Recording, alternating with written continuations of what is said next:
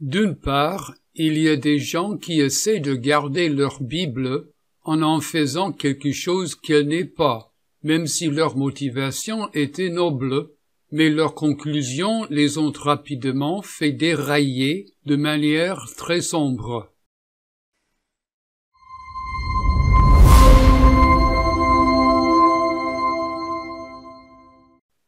Je donne parfois des conférences sur ce que j'appelle le racisme biblique, car il reste douloureusement évident que l'on peut faire dire à la Bible à peu près tout ce que l'on veut.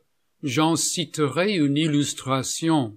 Au XVIIe, XVIIIe et XIXe siècle, à l'époque de l'exploration, de nombreuses personnes qui s'intéressent sérieusement aux Écritures se sont alarmées du fait que, depuis le XVIe siècle, les explorateurs ont découvert de nouveaux mondes qui ne sont pas nommés dans la Bible et qu'il y était des gens vivant dans ces mondes.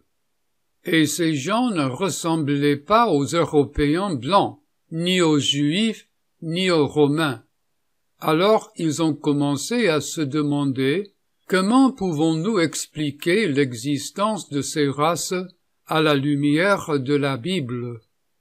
Il y avait déjà des Européens qui étaient ravis de ces découvertes, car ils pouvaient alors inventer une théorie alternative des origines humaines, parce qu'ils détestaient l'Ancien Testament de la Bible.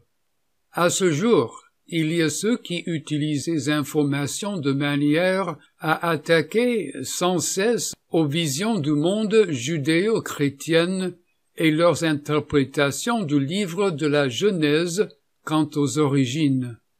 D'un autre côté, il restait ces gens qui aiment la Bible et ils se sont donné pour mission de trouver ces autres races quelque part dans la Bible. Cela les a conduits à inventer un enseignement sur les lignées humaines alternatives. C'était l'origine des idées concernant d'autres humains qui existaient aux côtés d'Adam ou qui existaient avant que Dieu ne crée Adam. Bien sûr, quand on croit qu'il y avait des races humaines qui n'étaient pas liées à Adam, nous devons poser une question logique. Laquelle des races humaines vivantes aujourd'hui est la race adamique? Ainsi, ces lecteurs de la Bible ont commencé à faire dire à la Bible des choses qu'elle n'avait jamais dites. Ils ont fait parler la Bible de problèmes qui n'étaient jamais dans la Bible. C'est-à-dire que leurs discussions sur la race étaient complètement hors contexte, produisant des résultats désastreux. Telle était la réalité des XVIIIe et XIXe siècles. La situation est devenue encore plus grave au XIXe siècle lorsque d'anciens textes du Proche-Orient ont été découverts et traduits, car ceux-ci contiennent eux aussi des histoires de création.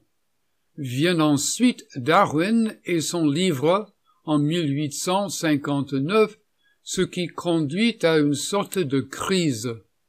D'une part, il y a des gens qui essaient de garder leur Bible en faisant quelque chose qu'elle n'est pas, même si leur motivation était noble, mais leurs conclusions les ont rapidement fait dérailler de manière très sombre. À ce jour, nous qui aimons et lisons la Bible, vivons avec cette tension. Bien que cette situation reste un exemple extrême, la signification des propres mots de la Bible doit être comprise dans leur propre contexte.